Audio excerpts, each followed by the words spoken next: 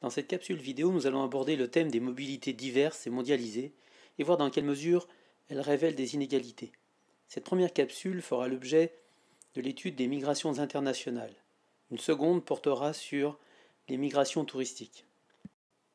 Commençons tout d'abord par un constat, celui de la croissance du nombre de migrants à l'échelle internationale.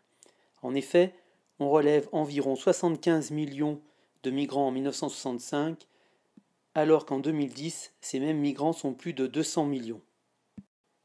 La couverture de ce livre met en lumière le monde tel qu'il est aujourd'hui, en raison de la mondialisation, et apporte un début d'explication au développement des migrations internationales. A priori, tout oppose le Mali, un des pays les plus pauvres de la planète, et Apple, société dont la valeur en bourse est estimée en 2015 à plus de 715 milliards de dollars, soit plus de 70 fois la production de richesse annuelle du Mali. Mais ils partagent pourtant l'essentiel. Ils vivent dans le même monde. La mondialisation a amené les téléphones portables jusque dans les territoires reculés d'Afrique subsaharienne, comme au Mali par exemple.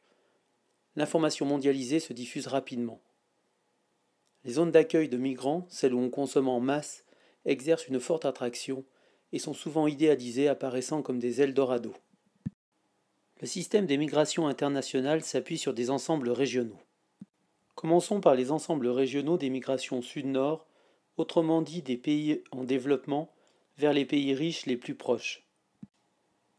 Ainsi, les départs du Maghreb et de l'Afrique subsaharienne se font vers l'Europe de l'Ouest, ceux de l'Asie du Sud-Est vers l'Australie, et ceux d'Amérique centrale et du Mexique se font vers l'Amérique du Nord, notamment les États-Unis.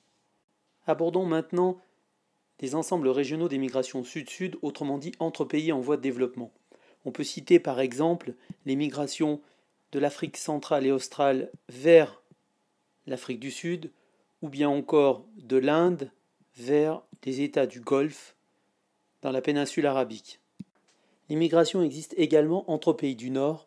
On peut citer l'exemple de l'Europe de l'Ouest vers l'Amérique du Nord et notamment les États-Unis ou le Canada, ou bien encore de l'Europe de l'Est vers l'Europe de l'Ouest plus riche. Les migrations internationales sont le plus souvent économiques.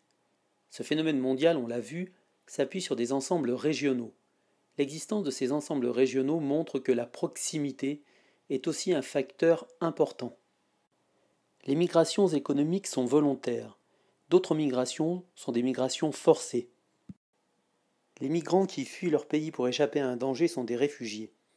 Il s'agit alors de migrations forcées. Le danger peut être lié à la situation politique du pays, comme c'est le cas de la Syrie, qui connaît un conflit depuis plusieurs années.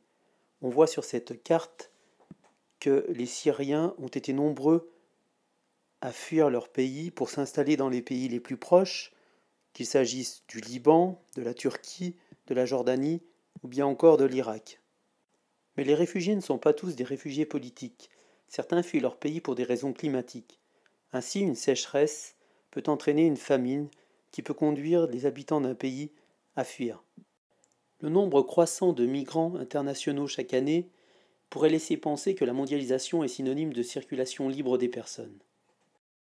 Ce planisphère laisse apparaître une toute autre réalité. Ainsi, pour l'ensemble régional que nous avons étudié, autrement dit Maghreb-Europe, on peut constater la construction de murs de séparation, notamment pour les deux enclaves espagnoles au Maroc, Ceuta et Melilla. Dans un autre ensemble régional, on observe également le long de la frontière américano-mexicaine la construction d'un mur. Comme chaque semaine, Maryvonne Kermorvan se rend au supermarché proche de chez elle.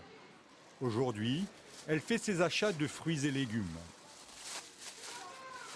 Pour une semaine, j'en ai pour l'équivalent de 20 € à peu près et largement compté. Je pense que c'est un peu moins même. Voilà, pour une semaine. Donc je ne sais pas si vous voyez. Si la note est aussi légère, c'est que nous sommes au Maroc, où cette retraitée réside depuis 2 ans.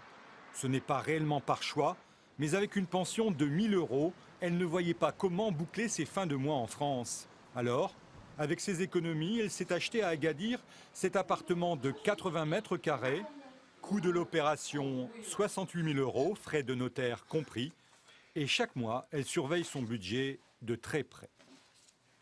On arrive à vivre avec 6 038 dirhams, ça veut dire moins de 600 € par mois. Et donc c'est tout à fait faisable et même il en reste. À 69 ans, Marie-Vonne, divorcée, a laissé derrière elle enfants et petits-enfants. Elle se définit comme une exilée économique. Un profil que connaît bien Jean-Claude Rosier, le président de l'Union des Français de l'étranger. Une association qui accueille les nouveaux arrivants, mais répond aussi aux questions des futurs retraités. Moi, j'ai reçu cet été des mails disant « J'ai 1 200 € de retraite, est-ce que vous pensez qu'avec ça, je peux vivre à Agadir ?» Tout à trac, pof, brut de fonderie. Allez, cheese. Allez, on dit tagine. Marie-Vonne a une vie sociale assez limitée. Alors, l'activité randonnée proposée aux retraités français est pour elle un moment privilégié. À chaque fois, c'est vraiment une découverte, c'est vraiment très beau. Ça, c'est ce qui me fait rester au Maroc, en fait. Et aussi, bien sûr, les histoires économiques, mais en plus, c'est ça. Agadir, son climat, ses plages, sa douceur de vivre, demeure pour elle un choix par défaut. C'est un choix raisonné, voilà. Mais c'est vrai que de temps en temps, j'ai une petite nostalgie. Et puis, bon, je me dis que de toute façon, je peux pas, donc je peux pas. Voilà.